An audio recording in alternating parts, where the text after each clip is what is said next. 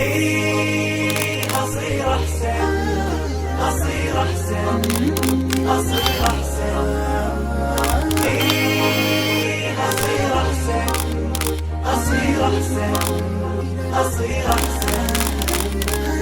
إيه أصير أحسن ولا يمنعني شيء، مدام راسي حي بسوي اللي علي. إيه أصير أحسن بما إني نويت وعزمت وخطيت بكمل ما بديت. إيه أصير أحسن ولا يمنعني شيء، مدام راسي حي بسوي اللي علي. إيه أصير أحسن بما إني نويت وعزمت وخطيت بكمل ما بديت. ماني خايف ولاني واقف، أنا ماشي وقلبي شايف.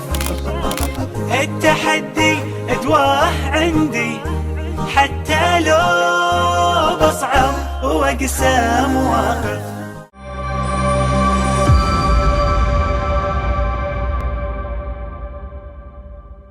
Assalamualaikum warahmatullahi wabarakatuh. Innal hamdalillah wassalatu wassalamu ala Rasulillah wa ala alihi wa sahbihi wa man tabi'ahum bi ihsan ila yaumil qiyamah. Kepada seluruh ibu-ibu dan para ummahat, kepada seluruh para santri, kepada seluruh para penuntut ilmu yang kita berada dimanapun adanya, kita meminta kepada Allah supaya dipanjangkan umur kita di dalam ketaatan dan semoga kita senantiasa diberikan afiat. Kalau kita tahu bahwasanya afiat itu lebih tinggi daripada kata kesehatan. Orang banyak menyangka bahwasanya afiat itu sama dengan kesehatan, padahal afiat itu beda dengan kata kesehatan. Afiat itu adalah kesehatan, ketenangan, keamanan, kenyamanan, kebahagiaan, maka itu merupakan cakupan makna dari kata afiat. Banyak orang mendapatkan sehat tapi belum tentu dia bahagia. Sempit hatinya, mungkin memiliki penyakit mental illness, mungkin dia dalam kondisi ketakutan, rasa khawatir yang berlebihan ketika dia walaupun secara fisik memiliki sebuah kesehatan. Makanya kita diperintahkan oleh Allah, kita diberikan contoh oleh Rasulullah SAW, yang kita minta adalah kata afiat. Makanya Rasulullah dalam satu riwayat dari Ibnu Abbas, maka Rasulullah memberikan contoh, Allahumma inni as'aluka al-afiyah. Ya Allah, saya meminta kepada Engkau afiyah. Afiyah itu ya kesehatan, ketenangan, keamanan, tidak adanya rasa khawatir, tidak ada rasa kekecewaan, maka itulah yang disebut dengan afiyah. Maka inilah sebaik-baik permintaan kita kepada Allah, karena mencakup seluruh perkara yang kita butuhkan pada kehidupan itu adalah afiyah. Kita memohon kepada Allah semoga kita diberikan afiyah pada setiap kehidupan kita. Alhamdulillah, tentunya senantiasa kita bersyukur betul kepada Allah Subhanahu wa Ta'ala atas seluruh nikmat yang Allah berikan pada kehidupan kita. Karena kehidupan itu tenang ketika kita lebih banyak bersyukur kepada apa yang Allah berikan pada kehidupan kita. Syukur itu tentunya tidak akan lepas dari 3 unsur, 3 komponen yang harus selalu kita berikan di dalam kita bersyukur kepada Allah. Yang pertama, syukur itu adalah bertambahnya ketaatan kita kepada Allah.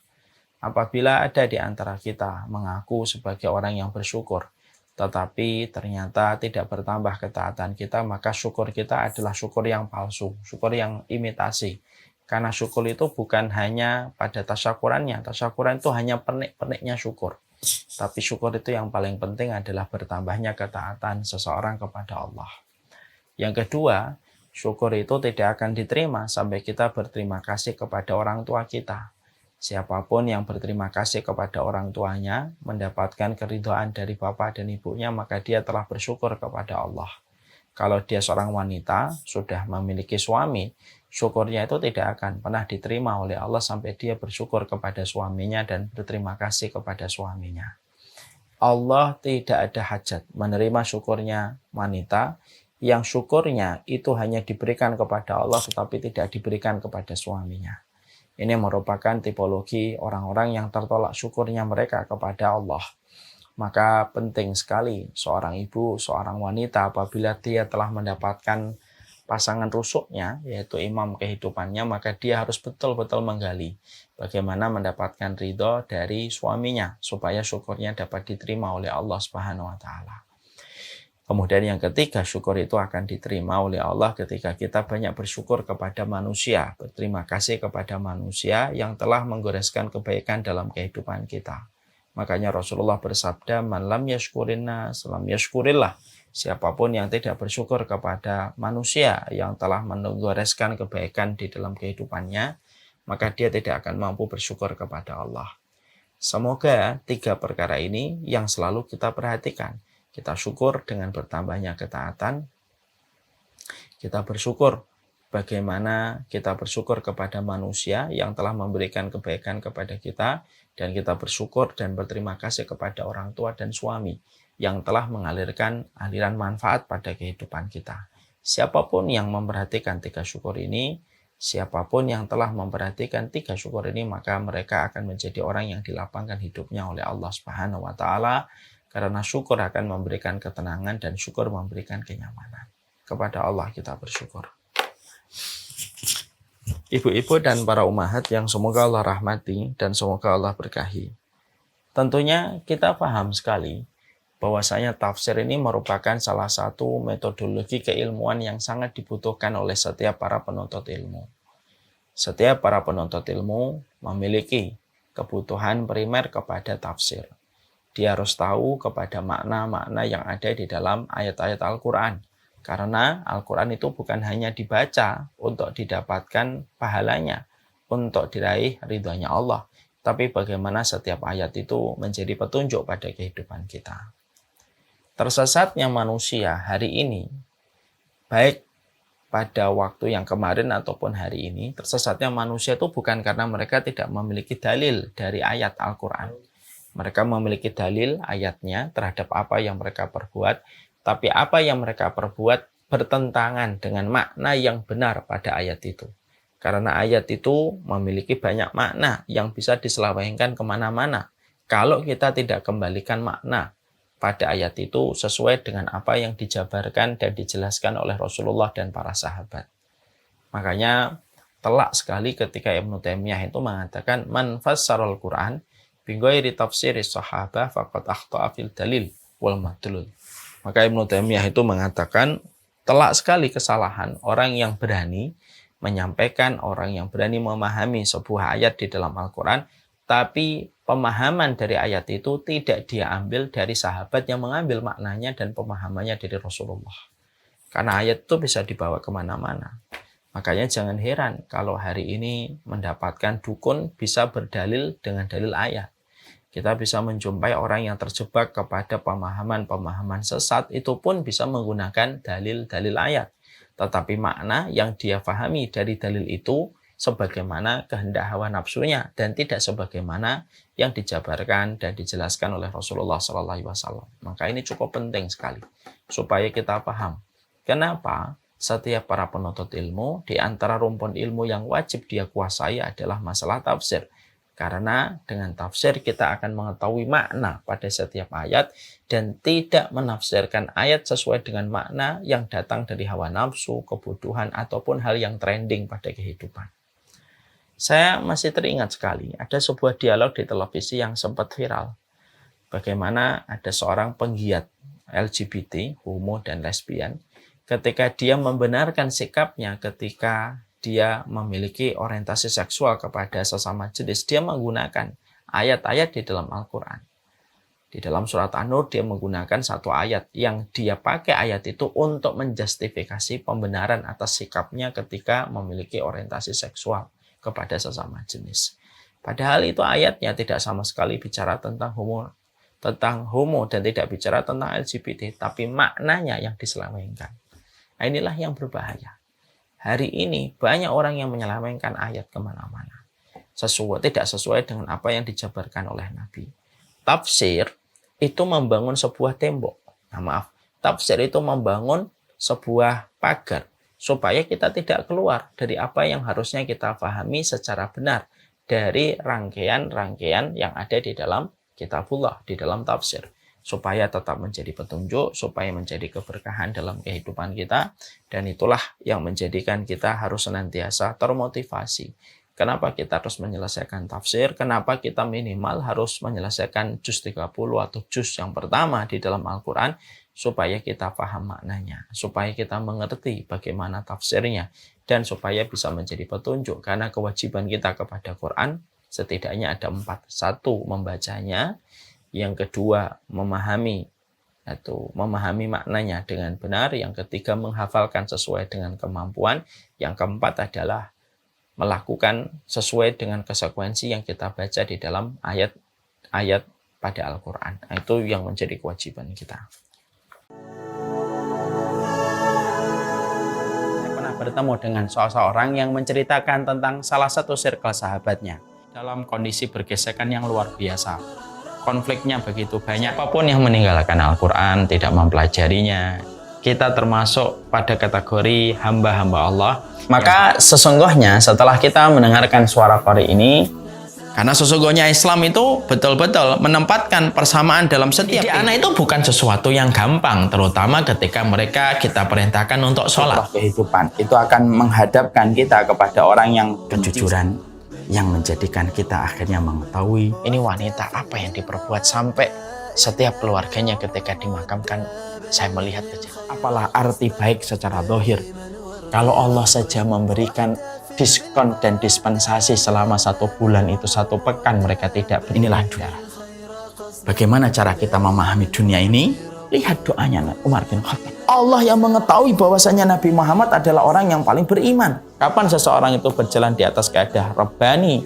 Kapan seseorang itu berjalan di atas perbanyak sumpah? Karena orang yang memperbanyak sumpah itu akan mendapatkan. Mereka suka mengatakan la tuhaditsuna illa bil Quran. Ini adalah mobil-mobil limited edition. Harganya 10 kali lipat. Kita rubah narasi menjadi aksi. Mari kita rubah setiap. Kalau merasa tidak tahu, dia tidak akan sombong. Orang kalau merasa tidak tahu, dia selalu menelisik detail.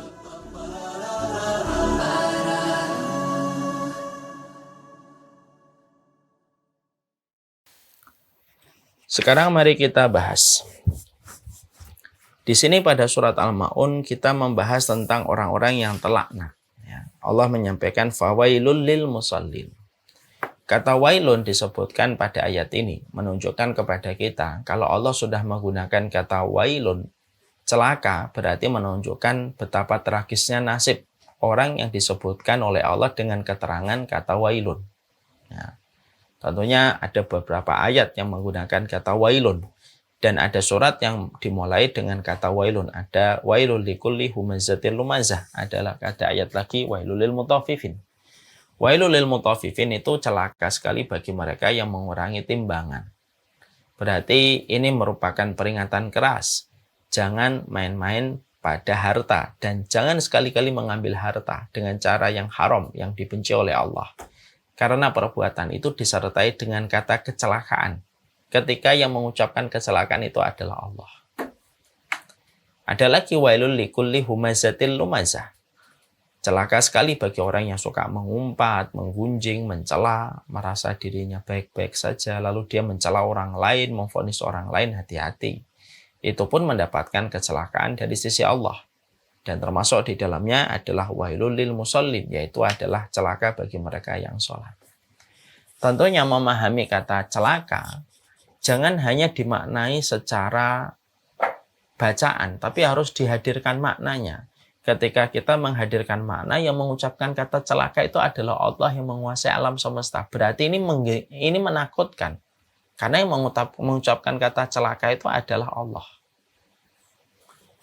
Sekarang kita ambil sebuah analogi yang sederhana untuk kita relate pada apa yang akan kita sambung pada ayat yang keempat. Kalau kita tiba-tiba diomongin sama teman kita, celaka, awas lo, celaka kamu kalau kamu kayak gini-gini sama saya. Tapi kita tahu kualitas teman kita tahu backingannya, kita tahu siapa dia, mungkin kita akan terasa, alah, angin lalu. Yang ngomong cuma ente. Tapi kalau yang ngomong, celaka kamu, awas ya, celaka kamu kalau kamu berurusan kayak gini. Yang mengucapkan itu adalah yang memiliki kekuatan, memiliki backingan, dan memiliki semua unsur yang bisa menjadikan seseorang itu gentar ketika berhadapan dengan dia. Mungkin kita akan berpikir betul, wah betul-betul ini saya khawatir nih. Karena yang mengucapkan adalah seseorang yang patut untuk ditakuti ketika mengucapkan kata celaka. Kalau yang mengucapkan kata celaka ibarat tinju ya. Yang mengucapkan kata celaka itu adalah juara RT atau juara bela diri RT, mungkin kita nggak terlalu gubris. Anggapnya angin lalu. Tapi kalau yang ngomong celaka Mike Tyson, celaka kamu kalau lewat sini. Oh, berarti kita harus betul-betul perhatian. Wah, Mike Tyson aja ngomong celaka. Berarti hati-hati. Ini pula yang kita harus pahami. Ketika Allah menyampaikan ayat yang keempat surat Al-Ma'un yang menjadi titik pembahasan kita hari ini, Allah mulai ayat yang keempat dengan kata failul lil musallin. Celaka. Celaka kamu. Bagi mereka yang sholat itu celaka. Nah, ini ayat merupakan sebuah penjabaran bahwasanya ayat itu tidak bisa diputus ketika membacanya. Karena kalau kita membacanya secara sepotong, maka yang terjadi adalah kesimpulan yang fatal. Failul lil musallin, celaka orang yang sholat. Oh, berarti tidak usah sholat karena sholat itu celaka. Tapi menjelaskan bahwasanya ini baru peringatan dari Allah di ayat yang keempat. Wa wailul lil musallin, celaka bagi orang yang sholat. Sebelum saya melanjutkan, siapa orang yang mereka sholatnya dikategorikan sebagai celaka, di sini pula yang juga kita harus pahami bahwasanya ibadah itu belum tentu menyelamatkan sampai betul-betul kita memperhatikan seluruh isi dan komponen yang ada di dalam ibadah itu. Sampai betul-betul ibadah itu bisa menyelamatkan kita. Karena apa? Karena kita mendapati ada orang yang beribadah sholat tetapi dia justru celaka di hadapan Allah kan. Dan kita mengambil sebuah quote penting, tidak setiap ibadah yang kamu lakukan itu bisa nyelamatin kamu.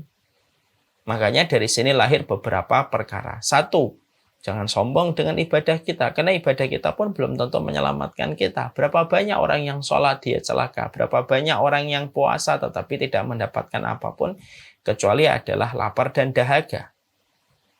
Berarti ketika kita tahu bahwasanya ibadah belum tentu menyelamatkan kita, jangan sombong dengan ibadah dan jangan jumawa dengan ketaatan, lalu kita merendahkan orang lain.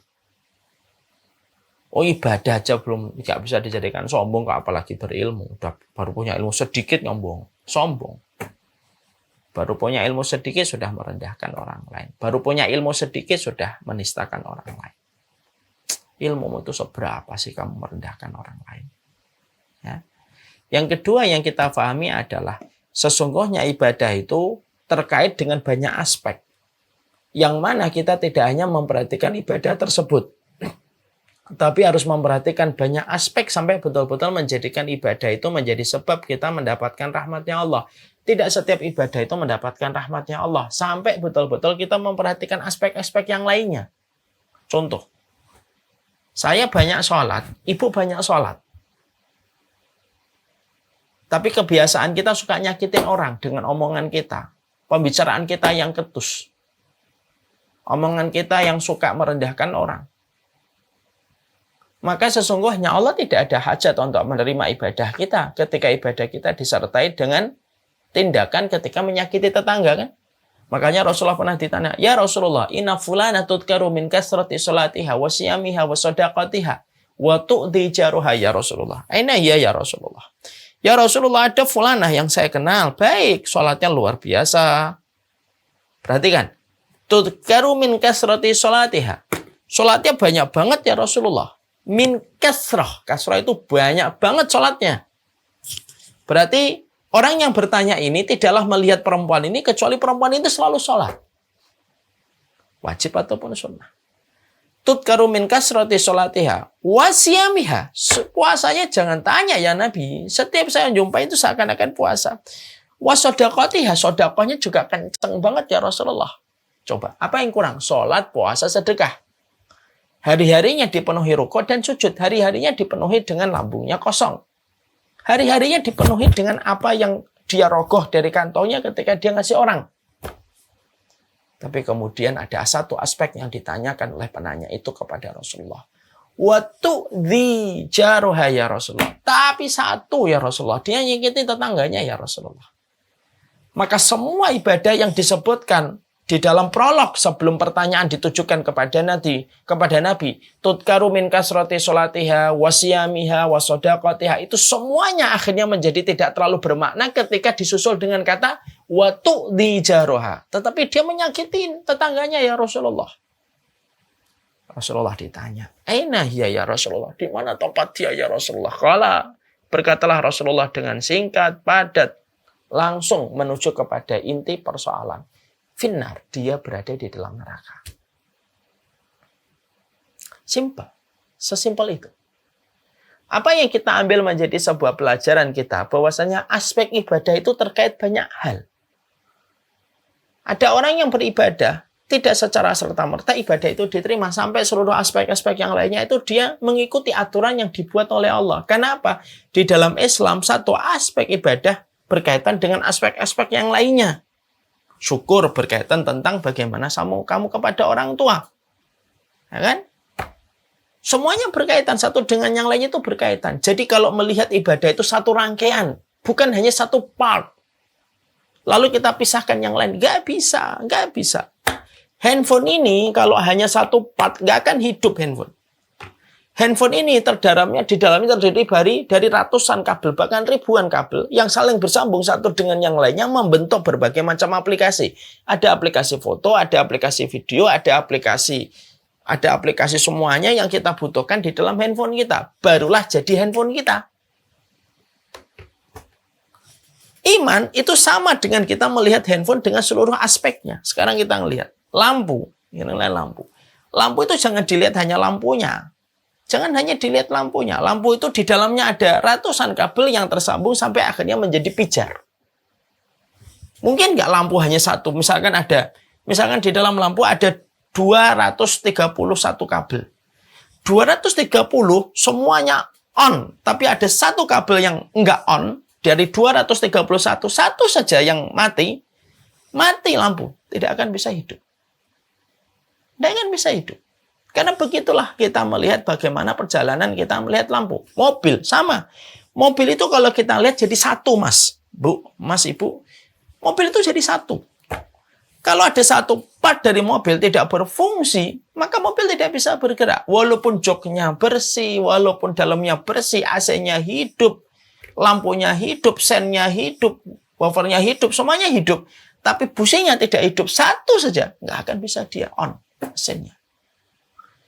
Itu yang kita harus selalu perhatikan dalam proses kita melihat dalam setiap ibadah. Allah itu ngasih tahu kepada kita melalui ayat yang keempat. Wa wailul lil musallin. Celaka kamu kalau sholat. Berarti sholat itu harus dilihat dari keseluruhan. Ibadah itu harus dilihat dari keseluruhan. Ada seorang perempuan, dia sholat, dia rukuk, dia puasa. Tapi suaminya tidak ridho dengan perbuatan dia ketika dia selalu mengundang kemarahan sang suami. Sholatnya tidak ada hajat bagi Allah untuk menerima. Karena itu satu paket.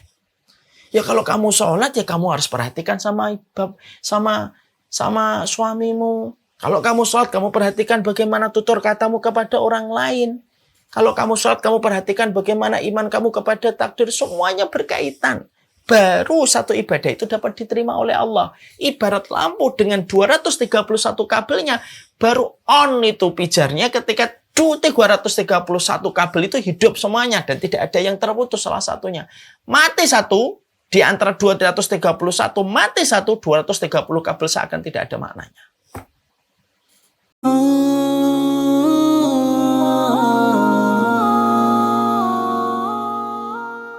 Pada suatu hari Ibrahim bin Adham pergi berburu dan berhenti di tempat peristirahatan. Hasanah itu melebihi semua hadiah mewah yang diberikan oleh orang lain kepada kita. Sampai Rasulullah menyampaikan di dalam salah satu riwayat, khairul quruni qarni, summal ladzi yalunahum, summal ladzi yalunahum. Kenapa doa ini termasuk salah satu doa 40 Rabbana yang kita harus lakukan? Masya Allah, luar biasa bagaimana Umar bin Khattab menjaga hatinya. Letakkan peraturan untuk anak, untuk suami, untuk istri, untuk orang-orang di sekitar kita. Jadi mereka sudah betul-betul kosong. Mereka sudah menggadaikan ibunya, menggadaikan anaknya, menggadaikan istrinya, sudah tidak diterima. Mendapati keluarga kita berangkat lebih dulu, jam keberangkatan mereka kepada alam barzah. Anak kita kalau umur 10 tahun tidak menegakkan sholat, kita disuruh mukul. pukulan yang tidak sakit. Siapapun yang apabila dalam kehidupan ini yang mereka harapkan itu hanyalah apa yang ada di sisi manusia. Maaf ya, coba kita merenungkan. Kalau kita mungkin ketika melihat bagaimana peristiwa semua tata cara di dalam kita berdoa, contohnya menyebut Asmaul Husna, salawat kita kepada Rasulullah. Sesimpel itu kita harus memahami ibadah. Ngaji, ujung-ujungnya nyakitin orang, ujung-ujungnya ngerendahin orang, ujung-ujungnya hanya untuk ngomongin orang. Tidak ada hajat bagi Allah nerima itu. Tidak ada hajat bagi Allah nerima itu. Disitulah kita harus melihat bahwasanya ibadah itu satu rangkaian yang utuh. Dan kita sering sekali di-framing sama setan. Tanpa kita sadari kita di-framing oleh setan. Bahwasanya ibadah itu, kalau kamu sudah tahajud, bangga. Saya adalah perempuan yang tidak pernah meninggalkan tahajud selama setahun. Kita berhijab, lalu kemudian kita hanya melihat hijabnya saja, saya sudah berhijab menutup aurat. Tanpa kita melihat unsur-unsur yang lain yang harus kita sertakan di dalam proses kita menutup diri kita dengan hijab. Selama proses kita ketika kita melaksanakan sholat tahajud, ada aspek-aspek yang lainnya. Kalau enggak, ibadah itu justru bisa menjadi bumerang untuk kita. Dan bisa membabat kebaikan kita di hadapan Allah ketika komponen-komponen yang lain yang menyertai dari ibadah yang kita kerjakan itu tidak kita perhatikan. Itulah ibadah. Ibadah itu kayak satu rangkaian supaya ibadah itu on di sisi Allah. Pernah ibu-ibu mendengar sebuah kisah? Ada sebuah kisah nyata dari seorang ulama salaf di dalam kitab Mausu'atul Adab Al-Murattaba ala Hurufil Hijaiyah. Ada sebuah buku yang bagus ya tentang satu riwayat dari para ulama salaf. Ada seorang anak, dia sholat tahajud sama bapaknya. Semalam suntuk. Dia sholat malam bersama dengan bapaknya semalam suntuk. Menjelang subuh mereka beristirahat dari penatnya perjalanan sholat malam, sholat tahajud yang mereka lakukan semalam suntuk. Setelah menjelang subuh, duduk sebentar. Anaknya lalu membuka jendela rumah. Dibuka itu. Jendela rumah. Lalu dia melihat di jalan kampung yang dia ada di kampung itu, melihat orang-orang ini masih tidur, terlelap dalam tidurnya. Dan ternyata mereka tidak menghadap kepada Allah. Di tengah Allah itu menurunkan, di malam ketika Allah turun ke langit dunia. Perkataan yang disampaikan anaknya ini terkesan merendahkan orang ketika tidur. Tanpa dia mengetahui detail apakah betul-betul tidur atau jangan-jangan di antara mereka yang tidur tadi malam ada yang susah payah lagi merawat ibunya sampai malam. Mungkin ada yang sedang susah nyari nafkah sampai tengah malam baru pulang. Dia kan nggak ngerti. Pokoknya dia ngomong, orang ini pada tidur. Tahu nggak sih sepertiga malam itu Allah turun ke langit dunia? Maka serta merta bapaknya berkata, Ta'al ya bunayya, sini anakku sini. Lebih baik kamu habis isya tidur, lalu bangun dengan hati yang bersih memandang orang lain. Itu lebih baik daripada kamu bangun lalu sholat berdiri semalam suntuk, tapi ujung ketika kamu melaksanakan sholat, lalu kamu merendahkan orang lain di hadapanmu, di samping ibadah yang telah kamu kerjakan. Telak tidak ucapan ulama salaf ini. Telak sekali ini. Telak sekali kita ini. Telak betul omongan ini. Makanya betul kata Imam Ibnu Qayyim, ada orang yang terkadang dia tidak sholat tahajud, pagi subuh baru bangun, bisa jadi dia lebih mulia daripada yang semalam suntuk dia melaksanakan sholat tahajud, tanpa menafikan keutamaan sholat tahajud. Kan kita paham ya, sholat tahajud itu sholat yang paling utama. Kenapa? Karena dia ketika tidur dalam kondisi bersih. Dan dia mungkin tidak sholat tahajud karena kelelahan, karena keletihan. Mungkin sepanjang hari dia menemani ibunya, mungkin merawat ibunya. Atau ada yang semalam suntuk, dia kemudian merawat istrinya yang sedang sakit. Akhirnya malamnya kelelahan. Dia tidak tahajud. Bangun, hatinya bersih memandang orang. Lalu hatinya merasa orang lain lebih baik daripada dirinya. Kata Imam Ibnu Qayyim, itu lebih baik daripada kamu bangun, lalu berdiri sepanjang malam, lalu hatimu bersih. Apa yang kita ambil dari dialognya ulama ini kepada anaknya? Disinilah kita paham, ibadah itu satu paket. Ibadah itu satu paket. Ilmu juga satu paket. Ilmu itu ada konsekuensinya, ada tuntutannya. Harus mengamalkan, harus merasakan kamu menjadi orang yang berakhlak, harus lembut lisanmu, harus respek sikapmu. Itu merupakan bagian dari konsekuensi ilmu. Itu tuntutannya ilmu. Sama dengan ibadah. Nah, ini perlu saya sampaikan supaya kita jangan sampai salah memahami. Ketika mendengar kata fawailul lil musallin, jangan hanya fokus siapa yang terlaknat dalam salat. Oke, itu nanti kita jelaskan. Karena pada ayat berikutnya kita akan menjelaskan itu.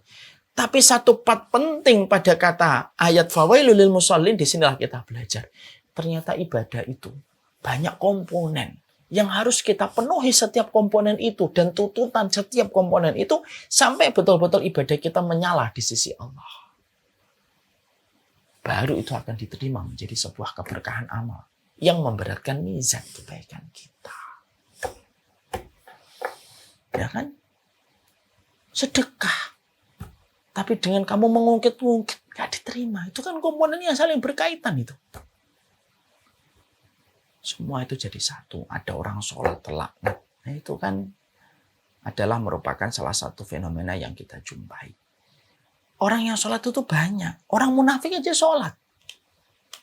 Orang munafik sholat atau tidak sholat? Sholat. Allah sendiri yang mengabarkan. Wa idza qamu ila sholati qamu kusala. Orang munafik itu sholat. Cuma kalau mereka sholat malas, berarti mereka sholat kan? Sholat mereka. Tapi sholatnya mereka tidak akan pernah menyelamatkan mereka di dalam pengadilan Allah. Inilah yang menjadikan kita juga harus memahami di sini. Part yang kedua yang kita pahami dari pelajaran dari faedah tadabbur fawailul lil musallin, di sinilah kita harus melihat ibadah itu satu rangkaian yang tidak boleh terputus satu komponen dengan komponen-komponen yang lainnya. Ibadah itu harus kita melihat dari berbagai macam sisi supaya menjadikan ibadah itu pijarnya itu bisa menjadi pijar nyala yang indah di hadapan Allah ketika kita memperhatikan seluruh tuntutan dalam setiap ibadah yang kita lakukan. Itu tadabbur yang kedua. Tadabbur yang ketiga yang kita dapatkan dari ayat yang keempat di dalam fawailul lil musallin. Tadabburnya itu apa? Yaitu adalah orang yang sholat aja ada yang terlaknat, apalagi tidak sholat. Nah, ini mengerikan.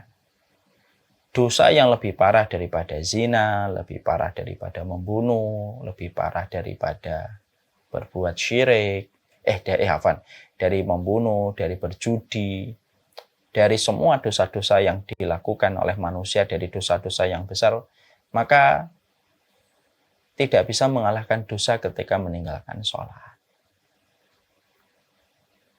Makanya apapun keadaan dan apapun kondisi, jangan pernah sekali-kali meninggalkan sholat.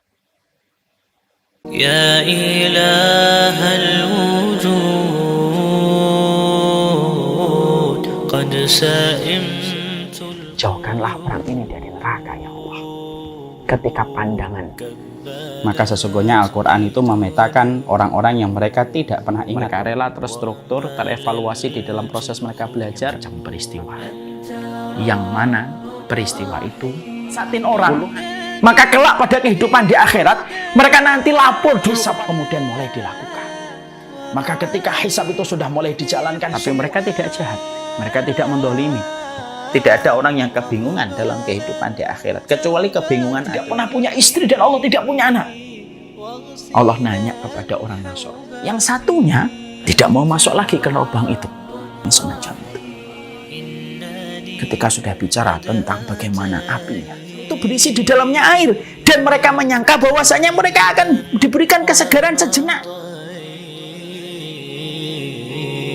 فحملت الهدى صادقا في المدى. Tidaklah berantakan kehidupan manusia.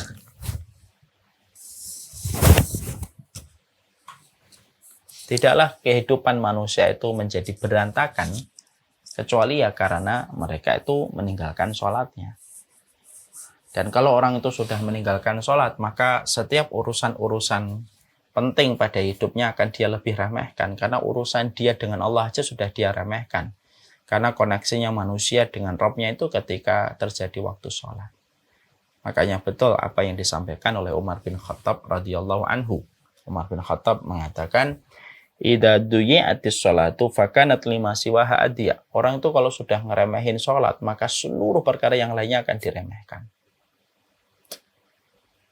Dosa meninggalkan sholat itu lebih besar daripada dosa zina, dosa judi, dosa khamar, dosa riba, dosa membunuh. Itu kalah dengan dosa ketika meninggalkan sholat.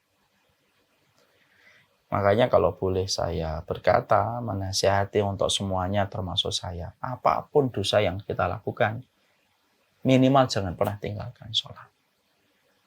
Minimal jangan pernah tinggalkan sholat. Karena bisa jadi kalau ada orang yang melakukan dosa, tapi dia masih sholat, masih ada harapan besar. Dosa-dosa yang dia kerjakan itu nanti akan ditolong dengan sholatnya, supaya dosa-dosa itu terasa hambar untuknya. Sampai akhirnya nanti dia meninggalkan dosa itu. Karena memang satu waktu dosa itu nanti akan terasa hambar. Dan dosa itu akan terasa tidak ada rasanya lagi. Selama dia masih menjaga sholatnya. Karena apa? Ibadah yang dipertahankan itu bisa menjadi tongkat keselamatan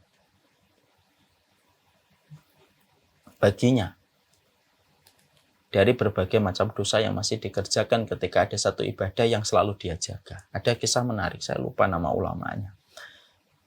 Beliau ini maling. Tapi walaupun beliau maling, beliau itu selalu menjaga puasanya. Dia masih jaga sholatnya, masih jaga puasanya. Lalu ketika dia maling, dia masih menjaga puasanya, orang tuh ngebully dia. Kamu ini maling, tapi masih puasa aja. Dia selalu menanggapi dengan santai bulian itu. Dia masih santai menanggapi bulian tersebut. Sampai kemudian akhirnya beliau bertobat dari malingnya. Dan beliau mengatakan, sampai akhirnya saya merasa untuk kembali kepada Allah ya tertolong karena puasa yang saya masih jaga. Makanya kalau saya masih melihat ada pelaku dosa, mungkin masih suka ke alkohol, ke pub, minum apapun, kok dia masih sholatnya dijaga, masih ada harapan besar orang ini akan bertobat. Entah kapan itu, tapi ada harapan itu masih tinggi banget kalau dia masih menjaga sholatnya, walaupun dia melakukan dosa. Ya walaupun masih zina, naudzubillah min dzalik, selama dia itu masih sholat, maka selama itu masih ada harapan. Ya, walaupun dia koruptor sekalipun, tapi kalau selama dia masih sholat, maka ada harapan dia bertobat dengan tobat yang benar. Ya. Maka ini yang kemudian menjadi perhatian kita. Makanya urusan sholat itu urusan yang dipenuhi dengan aura ketegasan. Anak kita kalau sampai 10 tahun tidak sholat, ya disuruh mukul dengan pukulan kasih sayang, pukulan dalam konteks pendidikan tidak mengenai ke area wajah dan kepala. Dan ini menjelaskan kepada kita bahwasanya ini urusan sholat ini. Dan dia merupakan perkara yang paling besar yang kita tentunya harus pahami dan harus mengerti. Kita belajar dari sinilah kita akhirnya memahami dan kita mengerti. Kalau orang yang sholat saja masih bisa terlaknat ketika dia tidak memperhatikan komponen-komponen di dalam sholat dan tuntutan-tuntutan sholat dalam masalah-masalah yang lainnya, dia masih bisa terlaknat walaupun dia melaksanakan sholat, maka kata yang lebih layak dari kata terlaknat itu apa? Kalau ada orang yang sudah tidak lagi melaksanakan sholat. Ya. Makanya betul kan tadi yang dikatakan oleh Umar bin Khattab kan, idza duyi'atis sholatu fakanat lima siwaha adiyah. Kalau sudah urusan sholat diremehin, maka urusan yang lain tuh pasti akan dia remehin. Dia akan ngeremehin apapun. Dia akan ngeremehin zina, dia akan ngeremehin korupsi, dia akan ngeremehin apapun kalau dia sudah meremehkan sholat. Makanya sampai Rasulullah mengatakan di dalam satu riwayat Muslim, al-ahdu baina rujuli wa baina syirki wal kufri tarkus shalah. Perjanjian atau pembatasan antara seorang muslim dengan kesyirikan dan kekufuran itu terletak di dalam masalah sholat. Makanya kalau sudah hendak sholat itu bingung kita menyikapi orang yang sudah hendak mau sholat itu susah. Dan kita harus ingat ya di dalam surat Maryam ayat yang ke-19. Khalfun adha'us sholata wa taba'us syahawat. Ada satu ayat di dalam surat Maryam ayat yang ke-19.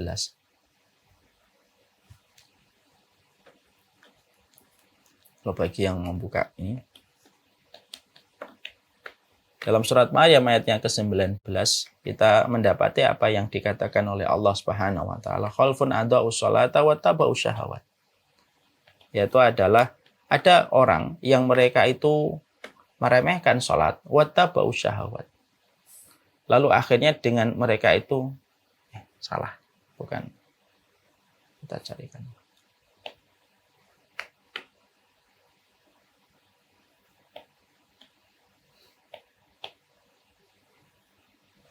Allah menyampaikan dalam surat Maryam 59, bukan 19. Allah lalu menyampaikan kepada kita, fakhalafa min ba'dihim khalfun adha'us salata wa taba'us syahawat. Lalu generasi setelah mereka ada satu generasi adha'us salata, meremehkan salat wa taba'us syahawat, lalu mereka mengikuti syahwat.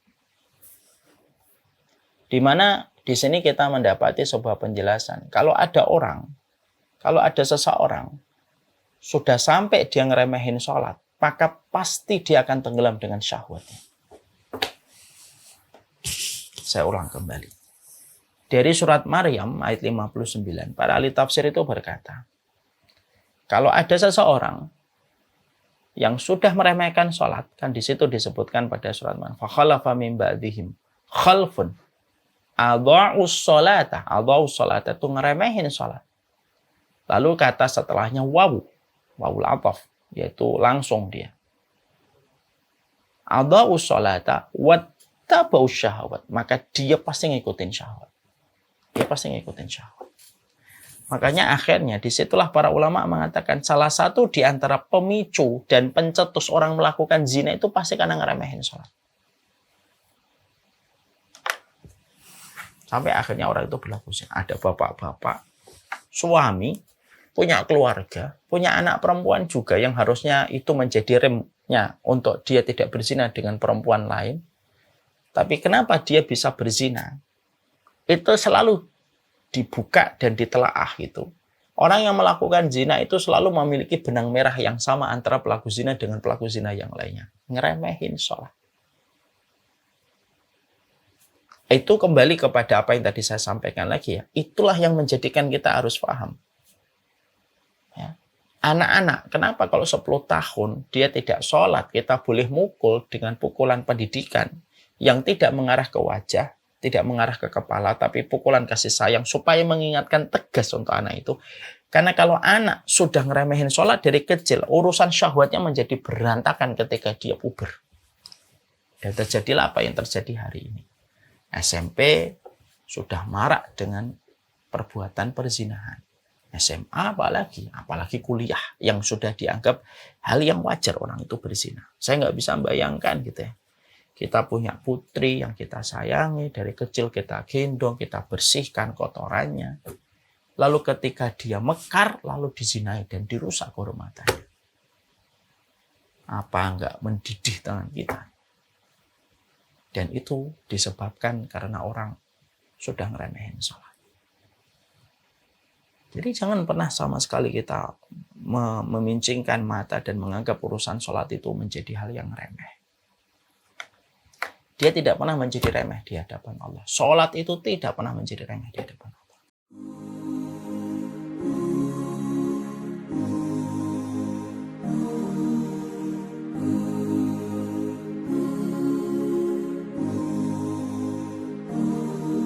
بين الرجاء والخوف في قلبي طائر ومن اليقين النور بيض جوانحي فوق السحاب يطير حرا مدركا نسمو كماله للكون وجه آخر نحيا أنا صنعة أوجدتها يا باري وملكت فيها معصم الإيمان للحق والعدل التواصي بالجمال عبادة حسن التأمل بالإله وصال كالجمال يرى ويطلب نبعه كالقرب حين دعاء تداعب طفلها وتظنه أملا كما حاجاتنا منا إليك نريد يا الله.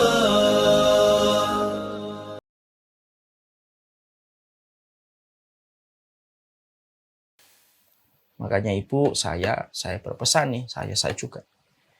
Kalau ibu mendapati ada anaknya ibu, kok sudah usia puber, dia masih sholatnya belang-belentong, sholatnya masih bopeng-bopeng, dicek itu handphonenya, historinya ngeliat apa aja. Karena itu sudah menjadi sebuah kabar yang Allah sampaikan kepada kita di dalam surat Maryam ayat 59. فَخَلَفَ مِنْ بَعْدِهِمْ خَلْفٌ أَضَاعُوا الصَّلَاةَ وَاتَّبَعُوا الشَّهْوَاتِ.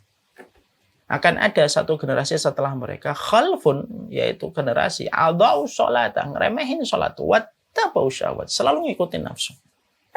Selalu ngikutin nafsu.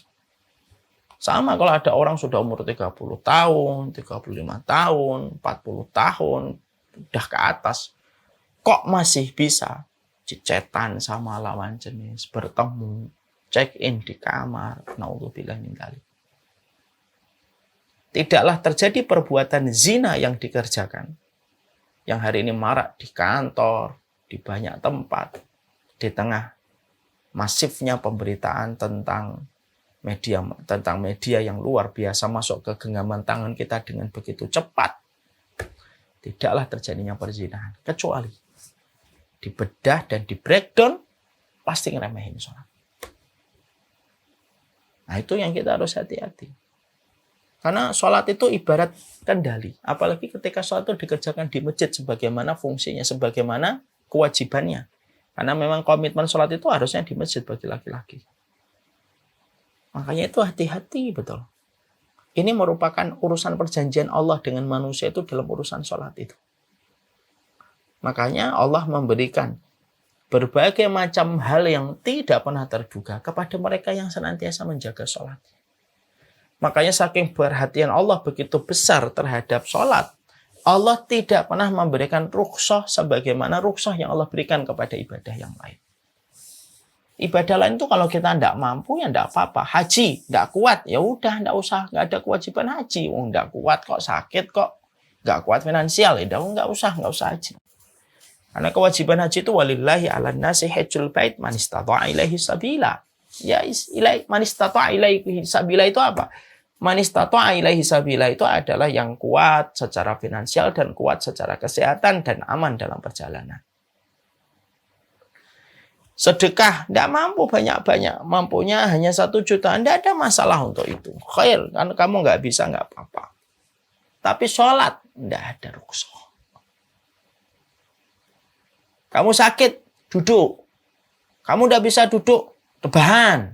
Kamu tidak bisa rebahan dengan tangan, dengan isyarat. Kamu tidak bisa isyarat dengan matamu.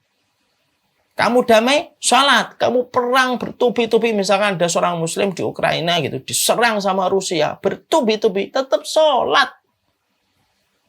Tetap harus sholat. Dan itu sudah cukup menjadi bukti yang membukakan mata hati kita. Sholat itu perkara besar di hadapan Allah. Memperhatikan urusan sholat itu memperhatikan kualitas dan memperhatikan pengendalian diri manusia yang ditolong oleh Allah. Karena nafsu ini kalau nggak ditolong sama Allah, kita nggak bisa menaklukkan nafsu. Terutama bagi laki-laki kan.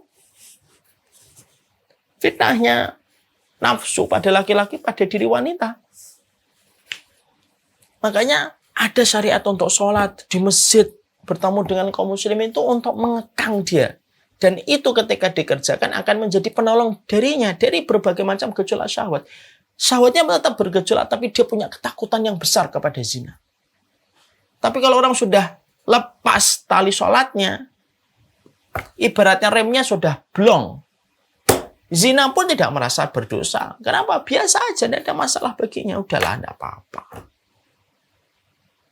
Selalu melihat perempuan, selalu melihat kaum hawa itu dari kacamata syahwat. Menilai fisiknya, menilai bagaimana postur tubuhnya, ujung-ujungnya berzina. Untuk bilangnya. Ya. Jadi kalau kita ingin membentuk sebuah peradaban yang baik dari seorang laki-laki yang menghormati seorang wanita, dilihat dari sholatnya, diperhatikan bagaimana sholatnya dia. Karena sholat itu perkara besar. Orang yang sholat saja masih bisa terlaknat ketika tidak memperhatikan aspek-aspek yang harusnya dia lakukan di dalam sholat dan tidak memperhatikan komponen yang menjadi tuntutan sholat. Apalagi tidak sholat. Itu yang kita harus baca pada ayat yang keempat pada surat Al-Ma'un. Orang itu akhirnya tidak suatu. Kenapa, Ustaz? Satu, lahir dari keluarga yang tidak memperhatikan aspek pendidikan agama ukhrawi dan selalu memperhatikan pendidikan duniawi. Dan tidak menganggap penting pendidikan-pendidikan ukhrawi. Ibu, kalau termasuk orang yang suka cemas dalam kondisi apa? Kita kalau dalam kondisi cemas atau kondisinya kita langsung bingung ketika menghadapi anak kita telat masuk sekolah, tapi kita dalam kondisi biasa ketika anak kita sholat subuh jam 7, mungkin kita termasuk yang menjadikan anak itu kelak menjadi orang yang meremehkan sholat. Makanya betul kan ada narapidana di Amerika itu ketika dia dihukumin hukuman mati, dia nuliskan surat. Harusnya yang ikut bersama saya di sini itu ibu saya, kata dia. Mungkin pernah membaca, cukup viral itu di YouTube dan di Instagram. Harusnya kalau ada yang dihukum mati bersama saya di sini itu ibu saya. Kenapa? Ibu saya yang membiarkan saya dari kecil untuk mencuri, untuk memukul teman saya. Dibiarkan terus atas nama kasih sayang yang salah kepada saya. Sampai akhirnya saya melegalkan itu ketika dewasa. Pelajaran dari kisah narapidana ini ketika menulis surat sebelum dia dieksekusi mati, itu pelajaran untuk kita. Bisa jadi generasi orang yang meremehkan sholat itu dimulai dari cara kita menempatkan urusan sholat sama anak tidak terlalu penting sebagaimana kita selalu penting ketika memandang urusan duniawi. Kita suka stres kalau anak kita terlambat les. Tapi kita nggak stres ketika anak kita 2:30 belum sholat. Udah sholat belum. Padahal telatnya sudah kebangetan. Dari kultur keluarga yang tidak pernah mengagungkan dan memprioritaskan masalah sholat, jadilah produk-produk yang mereka tidak pernah mendapatkan keteladanan dalam urusan sholat.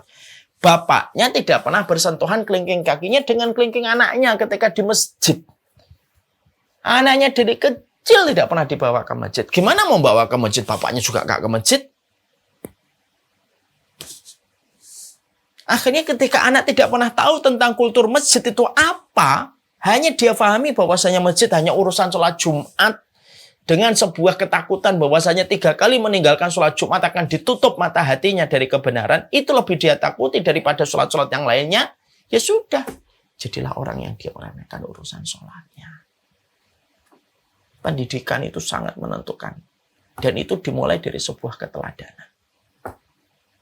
Penting banget dari kecil itu kita bawa anak kita. Belajar dari ibundanya Imam Ahmad. Digotong itu anak Imam Ahmad itu walaupun masih kecil. Digotong, dimandikan. Seusia basam sudah dimandikan dia dari sebelum subuh. Dibawa ke masjid untuk datang ke masjid. Saya mencoba untuk menangkap. Kenapa?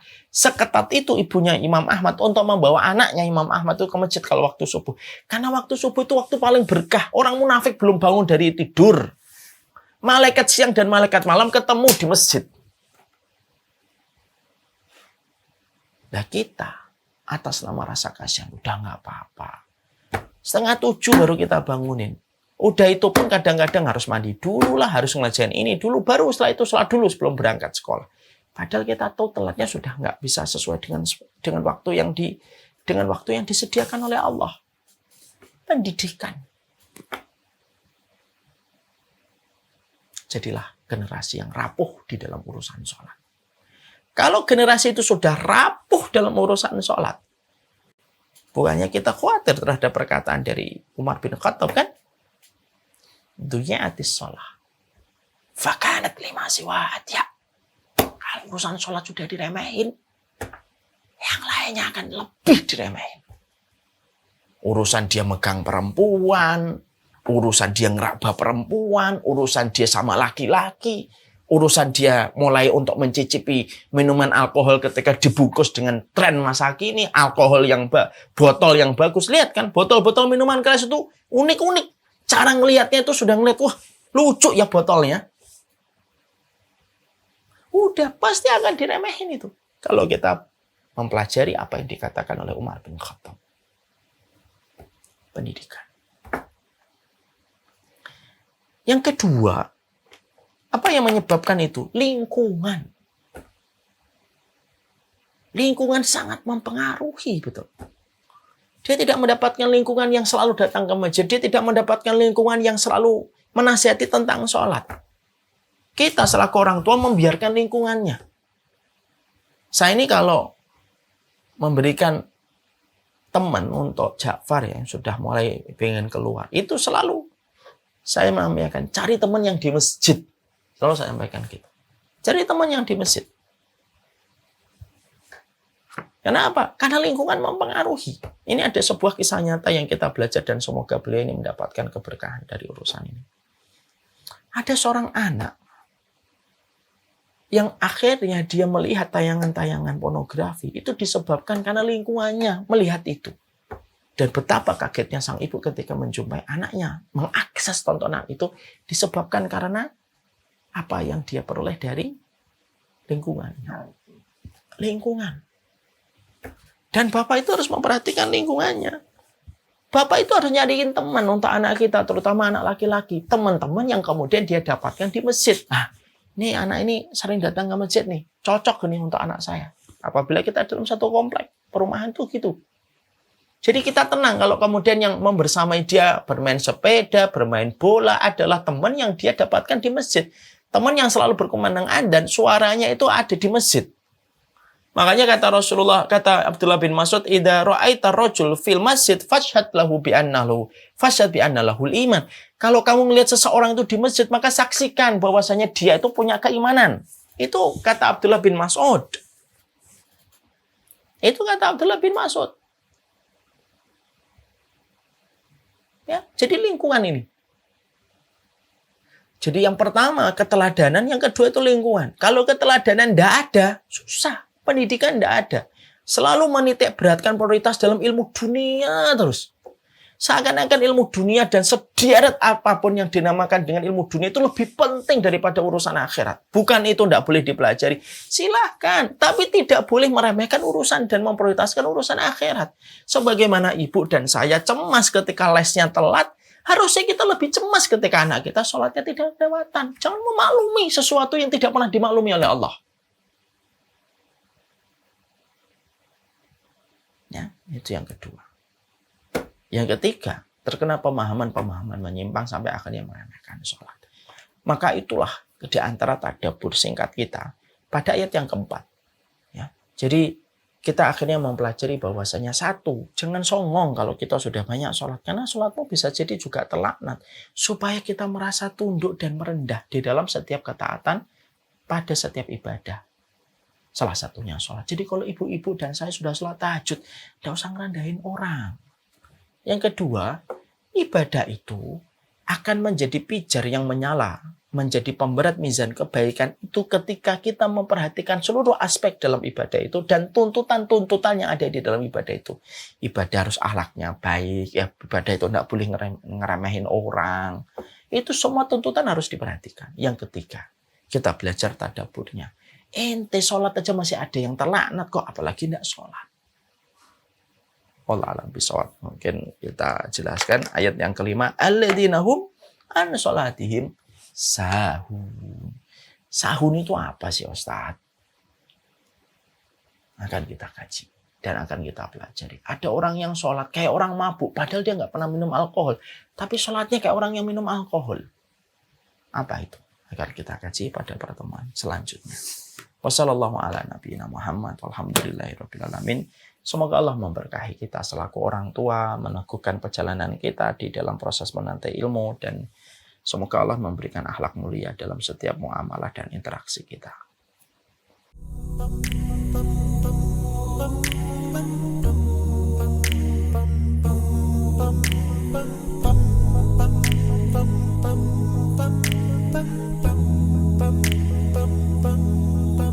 If I should ever leave this life, then this is my goodbye.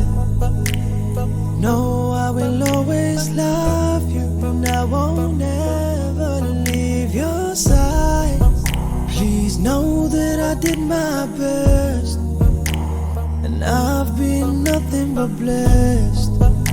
I pray that we meet again in our new address. Oh yes, in heaven, with you every second, in the Prophet's presence. So take this moment to remember all the good times. Remember